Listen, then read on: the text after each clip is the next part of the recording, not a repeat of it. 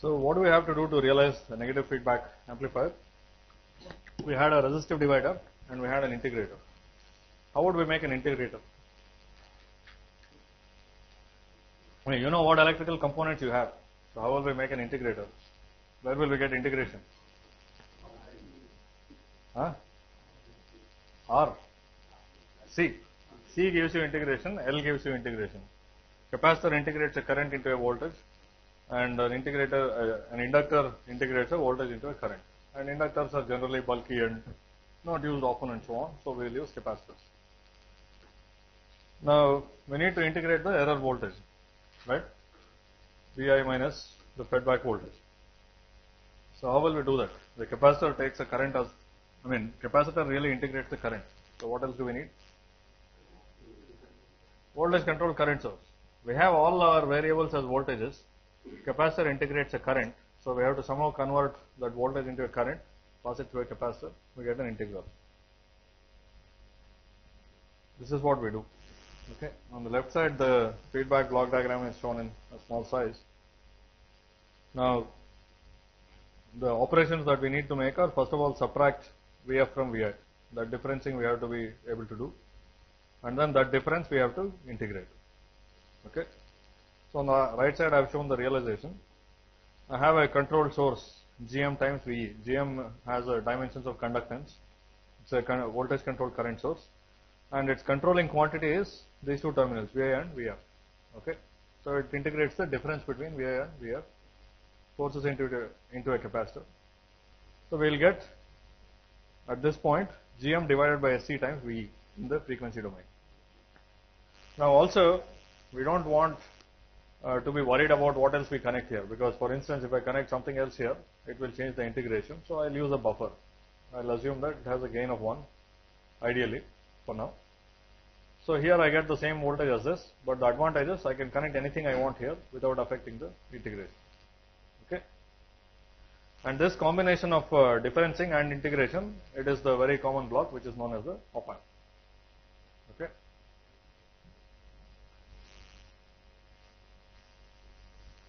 This is fine? Yeah.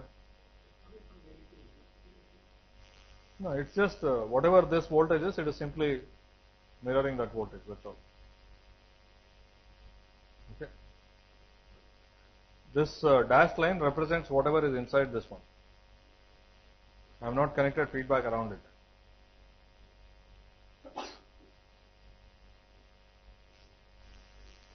Okay, what problems do you anticipate in this implementation?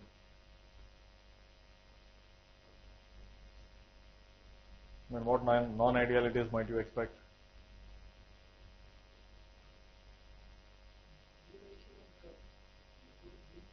Okay, what is the problem with it? Okay, let's say I am willing to limit the input voltage to some range. Okay, so nothing in reality works over an infinite range, so I will limit the range. What other fundamental limitation do you see?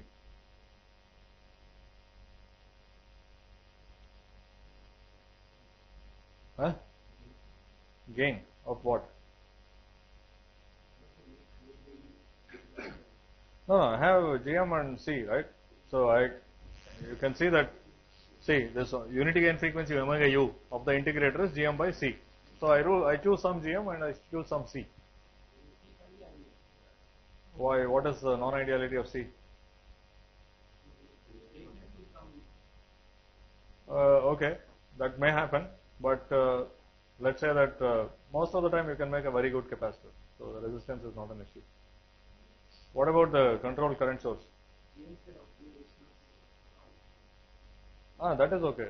That we'll deal with later. What happens is you can't make an ideal current source. Okay. You can't make an ideal controlled current source with infinite output resistance. Okay, so that is a problem. So what will happen because of that?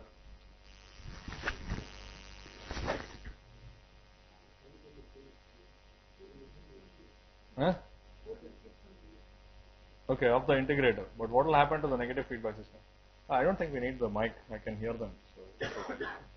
For questions, I can hear them directly. So we'll come to that. So this is what is known as an opamp. An op-amp, essentially every op-amp will have something like this. It will have some controlled current source driving current into some capacitor. Okay. The problem, as you guys pointed out, is the output resistance of the current source. It will have some resistance or not. Now the transfer function of the integrator then becomes Gm or naught divided by 1 plus Sc or naught. Okay. Which again I will redo in this form, 1 by Sc by Gm plus 1 over Gm or naught, or something like that. Okay, so the second part is something that was not there in the ideal integrator. Okay, this 1 over A naught was infinity, so this was not there. So we simply got omega u by S. Now we have this also. Okay, and as someone pointed out, the pole of the integrator is not at the origin but at minus omega u by A naught. Okay. Now what happens because of this? I place this in a negative feedback loop. Now this has a finite DC gain. Before it had infinite DC gain. That means you apply a constant input to an integrator, wait for a long time, it will go up to infinity. Now it won't go up to infinity. It will go up to A naught times that particular value. What's the consequence of this? For any non-zero value of V naught, this input has to be non-zero. Whereas for an ideal integrator, it can be 0. That's when it reaches steady state. Now this has to be non-zero. That means that there is some difference between Vi and Vr. So there will be a steady state error. So that already tells you that the output will not be exactly K times Vi. Okay, there will be some error. And how much that error is depends on A naught. Clearly, if A naught becomes infinity, there is 0 error. For large values of A naught, there is a small error. Okay. Now here I have shown the expression of the transfer function of this amplifier. It has K divided by all the terms which have 1 over A naught are extra compared to what we had before. And if A naught goes to infinity, it goes to whatever we had before. It has to, right? This is,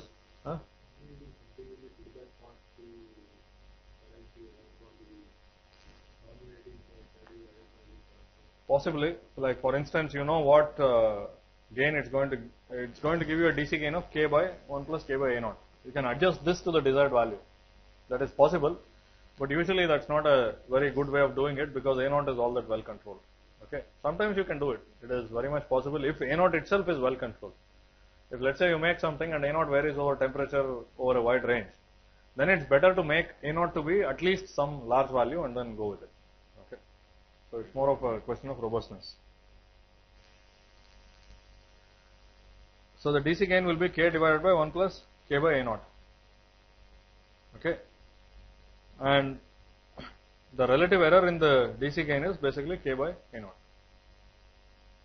Okay, and what is K by A naught? What is A naught by K? A naught by K is nothing but the DC loop gain of this loop, because this has a gain of A naught and this has an attenuation of K. So for DC values, the loop gain is A naught by K. So again, you see the loop gain coming into picture when there is non-ideality in the, or loop gain defines the non-ideality of the amplifier. If the DC loop gain is very large, there is very little relative error. If the DC loop gain is small, there will be a large relative error. Is that okay? The pole of the system should be at omega u divided by K, and it is at something slightly different from omega u by K, but for all practical purposes, we can assume that it is at omega u by K. Okay? This is fine. The key lesson here is that it will have a non-zero steady state error, and the relative error is inversely proportional to the DC loop gain. So again, there is another example. I won't work through it, but if you are given some relative error, in this case 1%, you can find out the value of A naught. Okay, that's what defines the value of A naught. If you want a gain of 4 with an error of 1%, you will need A naught equal to 400. That defines how good a current source you will have to make.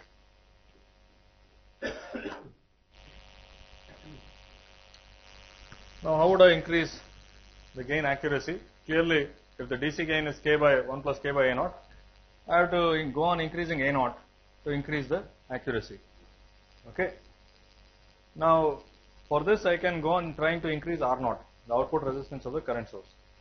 but there is some limitation. I can't make this, the A0 is nothing but the transconductance Gm times the resistance R0, but I can't make it indefinitely large. So what I can do, for instance, is I have multiple stages which I put in cascade. So I get a product of the DC gain. Okay, that's what I'll try to do. So in this case I have two stages which are similar to the integrator I had implemented before, and two of them have the poles at P1 and P2. Okay, and the DC gain A0 is the product of the two DC gains, A1 and A2. So if you can make 100 in one stage, if 100 is your upper limit, with 2 you can make 10,000. Okay, so clearly your error goes on reducing. But now you have actually deviated quite a bit from the amplifier that we started off with. We had one integrator, and then that integrator was not perfect. That was okay. But now you have two integrators or two amplifier stages in the loop. So we have to see what happens because of that. Okay. Is it clear? The logical thing to do is to put multiple amplifiers in cascade because you need larger DC gain. But we don't know what will happen. What do you expect?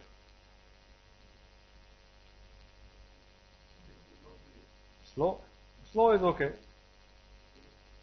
That may be okay, right? Because then maybe I'll adjust the omega u value. You already know that omega u defines the speed. So I can alter it so that I get the desired speed. Let's see what happens. So again we do some analysis. So I'm assuming you are familiar with second order systems. So I won't go too much into details of this. But if you do this analysis, you will get this particular expression. Okay, where A0 here is the product of A1 and A2. So clearly the DC gain is K by 1 plus K by A0, and it is A0 is larger than before, so K is much more accurately defined than before. But the key here is this is a second order denominator, and we can define the damping factor of this second order system. Okay, and the damping factor turns out to be this particular value. Okay. Now what is it likely to be? Is it likely to be large or small or what? When the expression is correct, you can go and work it out yourself. But by looking at the expression, can you tell me if it's going to be large or small? Small. Why? Because the whole idea we have been driving at is to make A0 by K very large, right? That's why we made this. And you can have square root of K by A0 here. You have also other things, but let's say for instance that you put two identical stages together, then what does it mean? P1 and P2 are the same. So this number will be 2, and this square root of A0 by K could be 1 by 100, who knows. So which means that your damping factor is really small, it's awfully small, right? So what will happen? Huh? It will be underdamped. Actually, this system can never become unstable, but it can be severely underdamped. Okay, so that means that you apply an input and wait for it to settle and ring all over the place before coming to the right value, and that's not something you would want from an amplifier. Whereas if you remember the prototype that we designed, the output simply nicely ramped up to the correct value. Okay, we would like to have something like that.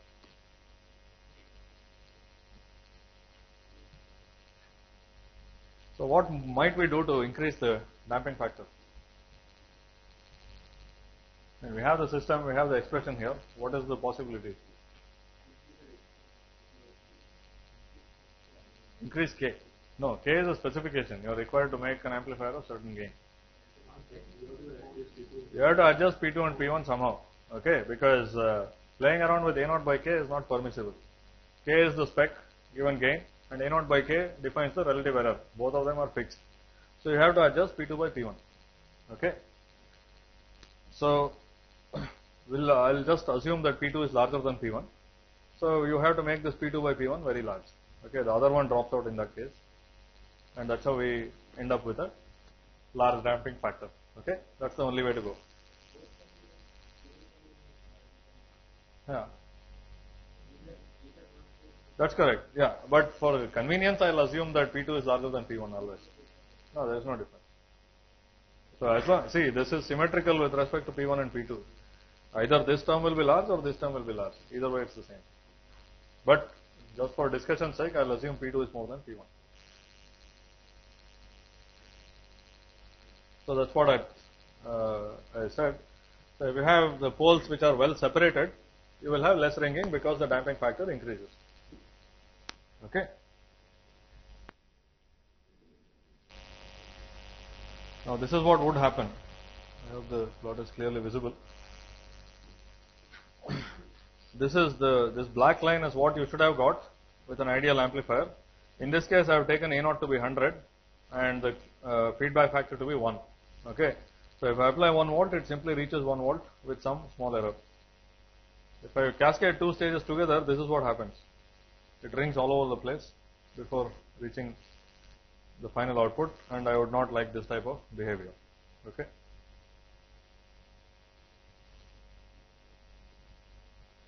Now we can, let's say even 2 stages are not satisfactory, and basically the steady state error when you have 2 stages, it is still too large. Let's say that's the case. What will you do? Obviously do the next thing, which is to add another stage, the third stage.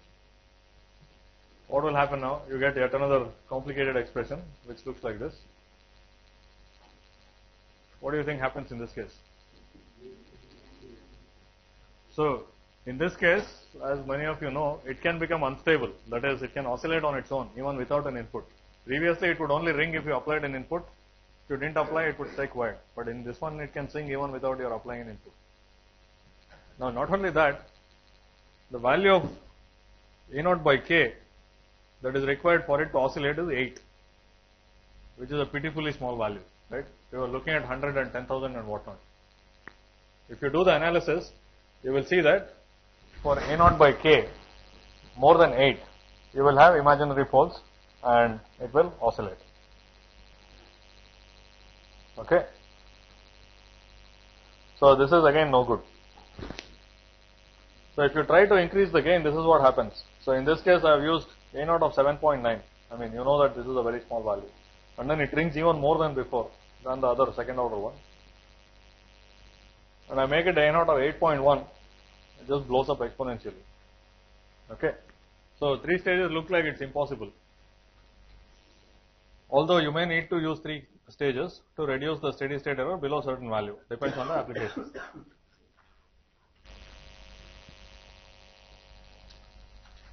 So essentially we have this problem that you need a large A0 by K for high accuracy, but the A0 itself is limited by R0.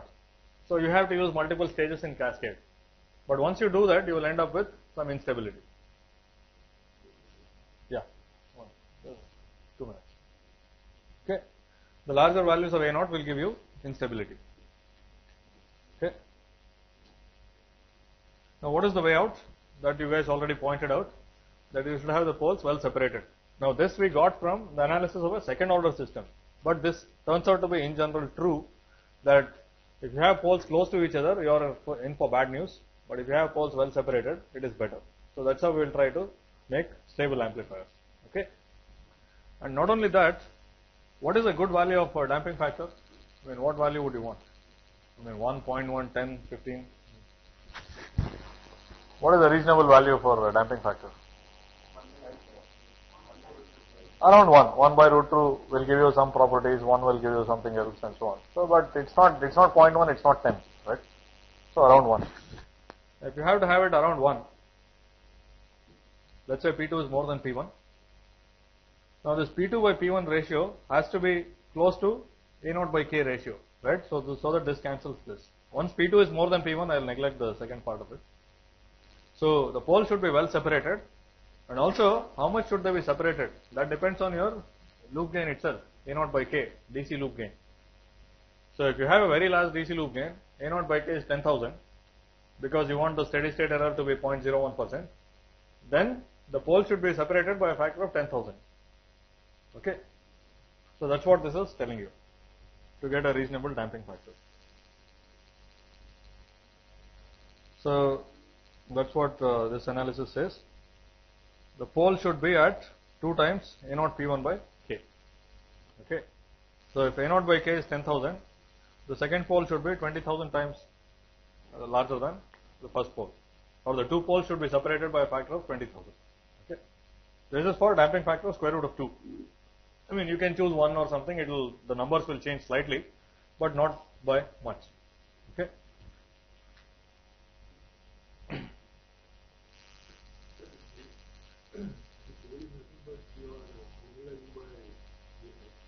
No, this is the pole of the integrator itself. Okay, this is not the pole of the closed loop feedback amplifier.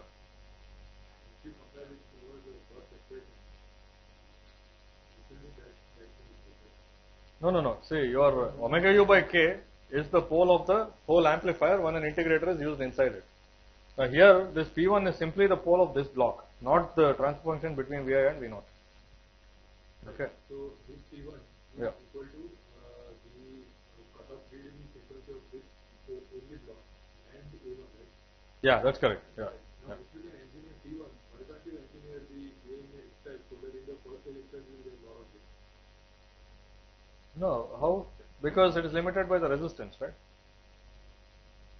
The gain is limited by the resistance. Yeah, you try to increase the resistance. There are techniques to do that, but there are limitations as well. Okay. Now, I don't see why you say that if you can change the pole, you can also change the resistance. I can make the pole very small by hanging a large capacitor. But how will I increase the value of the resistance? That's not possible. The stage itself will have some resistance. Okay. Okay, we'll probably break here and then come back maybe 15 minutes. So again, I have written the transfer function V0 by Vi in terms of the feedback block diagram, that is G by 1 plus Gh, which also can be written as 1 over H, 1 by 1 plus 1 over Gh. Now, instability can also be understood from this particular expression. If Gh equals minus 1, what happens is the gain becomes infinite. That is, it can have an output without an input. Okay, for 0 input, you can have a finite output. That's what instability means. So we can take this as an indication of instability. When loop gain L or the loop gain Gh becomes minus 1, which is to say the magnitude of L is 1 and the phase angle of L is minus pi, we get instability. Now, we have to avoid this condition to avoid instability. That is the goal. Okay. Now, the actual stability criteria is more complicated than this, because this only looks for the loop gain being exactly minus 1. It is surely unstable. And also it turns out that for a certain class of systems, that is when the loop gain has only poles and no zeros. Okay, this G times H is the loop gain. And in general, it can be any function of S. It can have numerator as well as denominator. It can have poles and zeros. But if it has only poles, it turns out that it is unstable if the magnitude is more than 1 when the phase angle is minus pi. Okay. So this is some distinction I want to emphasize, and Shanthi in his part will show the exact condition for stability. It is definitely unstable if L equals 1 and phase angle is minus pi, because simply this expression goes to infinity.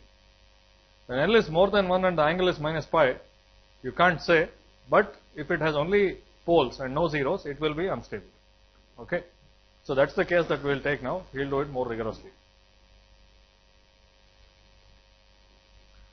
Now let's examine the Bode plot of a single pole. Okay. The upper curve is this is the magnitude plot. This is a familiar thing. It is constant up to the pole. In this case, I have normalized the x-axis to the pole frequency. So this 1 corresponds to wherever the pole is. Okay. Pole is at 1 radians per second, let's assume. So it is constant, and after that it rolls off at 20 dB per decade. Now if you look at the phase changes from 0 to minus 45 degrees up to the pole, and minus 45 to minus 90 beyond the pole. Okay. So the key point I want you to take home from this is that before the pole frequency there is hardly any change in the magnitude. Okay. And all the change in magnitude happens afterwards. Whereas for the phase, there is, you can roughly say, there is equal change before and after the pole. Okay.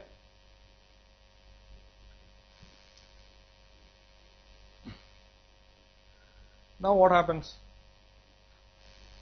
Let's say again I have on the left side I have the single pole response. that is the same thing that you saw before. The gain is constant, and then it rolls over 20 dB per decade. And this one, the phase is initially 0, it reaches minus 45 at the pole and minus 90 degrees. Now recall the earlier condition that I mentioned, that to look for instability, I look for a phase angle of 180 degrees or pi, and look for a loop gain, whether it's 1 or more than 1. Okay, that's what I was looking for. So what do you think will happen in this case? Clearly the phase never reaches minus 180 degrees, so that's it, we are safe. Now let's say we have 3 identical poles. Okay, what happens then? It is again constant before the pole, and after the pole it rolls off. After the 3 poles are all here at 1 radians per second, and after that it rolls off, but of course much more rapidly than the single pole response. If you look at the phase response, what is the phase at 1 radians per second? Phase lag? Minus 135 degrees, minus 45 degrees due to each pole. Okay, so it changes to minus 135 degrees, and then it goes all the way to minus 270 degrees. So clearly there is a possibility for instability here, because it reaches minus 180 degrees and beyond that. And now the question is whether the gain is more when the phase is minus 180. I have done the ulta thing here. I have looked at where the gain is 1, that is 0 dB. At that point I see that the phase is minus 230 degrees, and both are monotonic, so I can clearly say the phase is 180 degrees somewhere here, and the gain is definitely more than 1, so it is unstable. Okay, so this is a condition for stability that you can use in a limited number of cases, mainly that you have only poles and no zeros, and you have to keep away from this condition as much as possible. That is, when the phase angle is 180 degrees, your gain had to be much less than 1. Okay, that's the idea.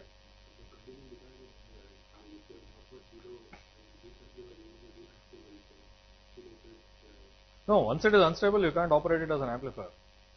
Okay, it will oscillate. It doesn't matter where the poles are. Let's say there are 3 identical poles. Instead of this, I had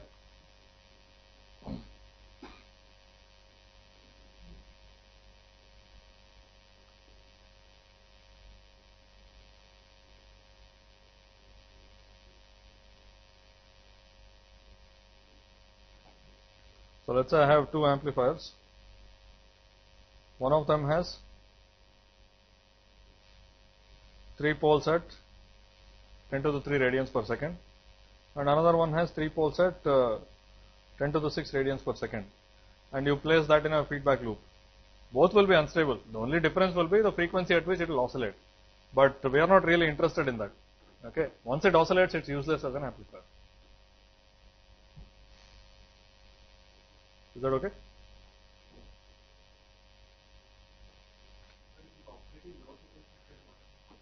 No. See, once it is unstable, that's it. You can't apply an input, because, I mean, you can apply an input, but it is still giving you some output independently of your input, which is not what you want. You want, like you want to apply 1 volt, you should get 4 volts, let's say, for a gain of 4. There should be nothing else. Maybe it will take some time to respond and so on. But in this case, if it is oscillating, it will be oscillating at its own frequency. Okay. It's like, let's say you take this mic close to the speaker and it will start doing that oscillation. And then I keep speaking into it, but you can't hear anything very well, because, okay, my speech is going through the amplifier, but it is also oscillating. Okay. So it's not that whether the instability is at a frequency that is relevant to you or not. It should not be unstable, period. Okay. So here, what this slide shows is that if you have multiple poles, the phase changes rapidly enough and reaches minus 180 degrees, where the gain is more than 1. It also shows you what happens. See, earlier we observed that before the pole there is no change in magnitude, and after the pole there is a lot of change in magnitude. Whereas phase changes both before the pole, that is at lower frequencies than the pole, and at higher frequencies than the pole. So what will happen if there are multiple poles close to each other? There is no magnitude change before that. You start off from a high magnitude because you want a high loop gain, right? A0 by k. This is the loop gain that I am plotting. In this case, I have taken it to be 40 dB or 100. You start from wherever you want. Now, if you have like 4 poles, what will happen? Before the pole frequency, there is hardly any change in the magnitude. but the phase has already reached minus 180 degrees with 4 poles. Okay. So not only does it show you that multiple poles are bad, multiple poles which are close to each other are really bad, because there is no room for change of magnitude. Okay. So that's what this shows. There are again 2 plots. The first plot is the same 3-pole response that you saw earlier. It starts from 40 dB or 100, and then here it starts rolling off at minus 60 dB per decade. The phase has already reached minus 135 degrees, and a little bit beyond this it will reach minus 180 also, where the gain is well above 1. So it is unstable.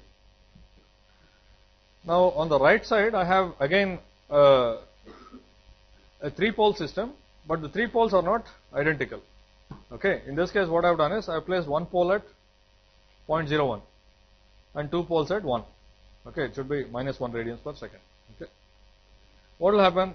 At 0.01 the gain starts rolling off at 20 dB per decade, and after 1 it starts rolling off at minus 60 dB per decade. And here the phase changes to minus 45 degrees at 0.01, and then it goes towards minus 90, and then it goes to minus 270.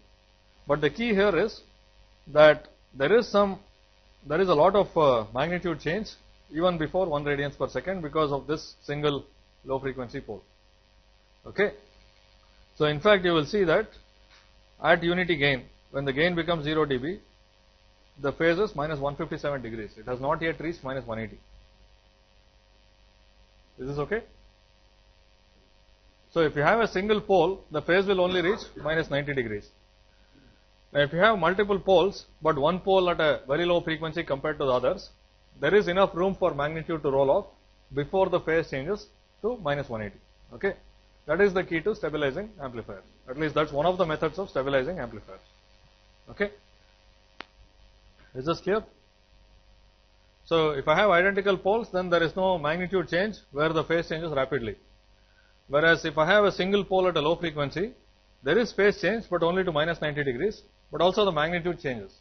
Then you can have all your other poles at some later frequency, at a higher frequency. Okay.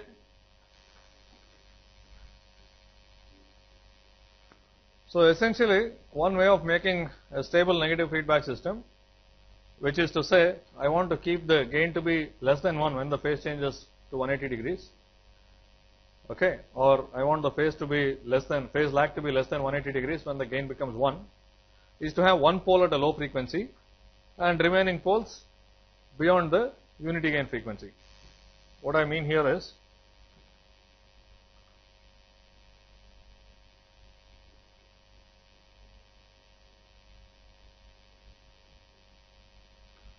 so let me take a single pole response, and the pole is here.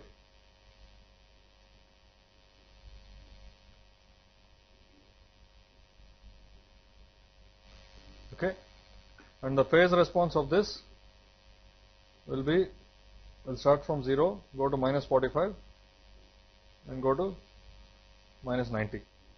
Okay, so this is the 0 dB line, this is 0 degrees, and this is minus 90 degrees. Now, to be on the safe side, for the sake of stability, when I use this negative feedback, where can I have the extra poles? Well, first of all, this has changed to minus 90, and for stability, I don't want it to change to 180 when the gain is above 1. So the easiest thing is I look at where it is 1.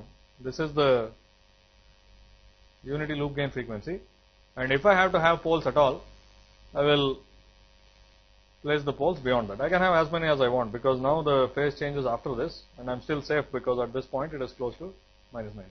Okay. So in reality, what I have to do is I have to move this low enough so that the other poles are beyond the unity gain frequency. Okay.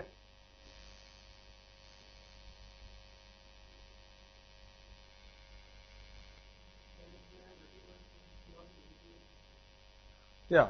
So they will introduce some phase shift. As we know, the poles, there is some phase shift even before the pole frequency, right? So if it is just beyond the unity gain frequency and you have 10 poles, you can still have instability. But we'll say that it should be sufficiently beyond the unity gain frequency. We'll see how much is sufficient shortly. So this is the condition. I want to avoid this case of the magnitude being 1 and phase being 180. But do I want a phase of 179 degrees? No, that's not a good thing either, because that will not be robust. Something could vary and then it could become 180. Now that is one thing. And secondly, even if it is at exactly 179, it will turn out that it will exhibit a lot of ringing. Okay. So not only should you be away from this condition, you should be sufficiently away from this condition. And a measure of yeah. Yeah. Absolutely. Yeah.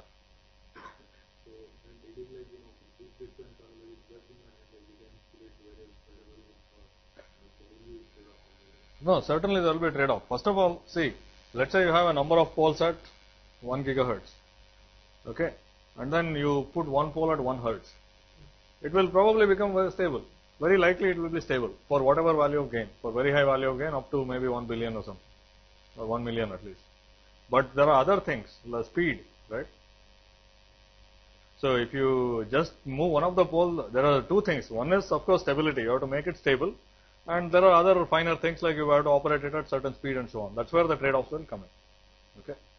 But yeah, you can stabilize any system, any electrical circuit. You take a 1 farad capacitor, hang it somewhere, it will most likely become stable. Okay.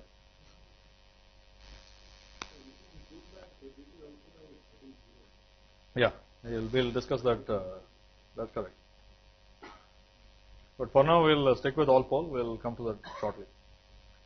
So a measure of how stable you are. It's easy to say whether it's stable or unstable, right? If it's unstable, it is oscillatory. But once it is stable, you ought to also give a margin, a number, like how stable you are. I mean, are you standing like 1 foot away from the parapet, or like 10 feet, or 1 inch, so that you are just about to fall off? I don't know. So that measure is known as phase margin. Okay. Phase margin is simply the extra phase that you need to make it, extra phase that you need at unity gain to make it unstable. Okay. So for instance, in this particular case, this is the system I considered before. There is a pole at 0.01 and 2 poles at 1. And this has, at unity gain, it has a 157 degrees phase lag.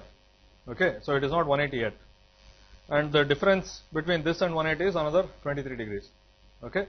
And that is the phase margin. Now, how much phase margin is sufficient, that we will see. It will turn out around 60 degrees is a good number.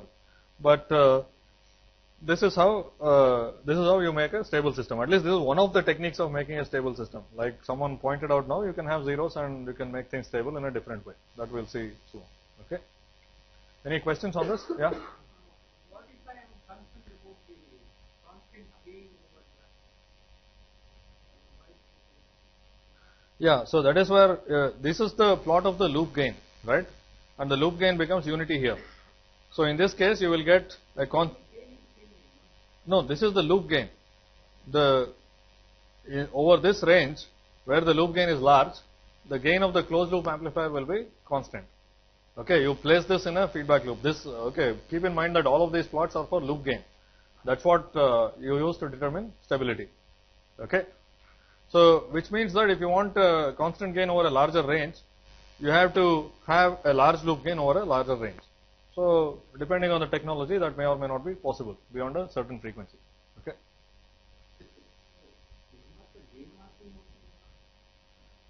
We'll see. Actually, gain margin is a notion. I mean, in this particular case, the two are equivalent because the magnitude is changing monotonically, the phase is changing monotonically. So, I can say the phase should not be 180 when the magnitude reaches 1, or the magnitude should not be 1 when the phase reaches 180. The two are equivalent, but we'll later see that there are actually cases where the phase is 180, the gain is more than 1, and it is very much stable. That's possible. Okay. Anything else?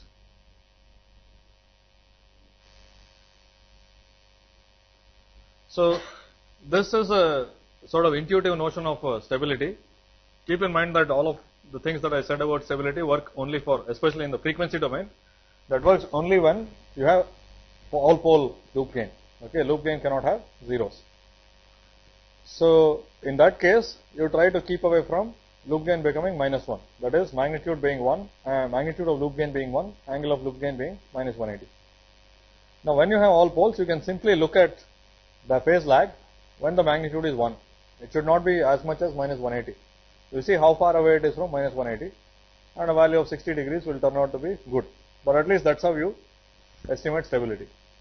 And you can say this whole exercise of making an amplifier stable basically translates to making the loop gain look like this. That is, the phase angle should be sufficiently away from minus 180 degrees when the loop gain hits 1. Okay? Any questions? So Shanthi will now talk more rigorously about loop gain and stability and other things.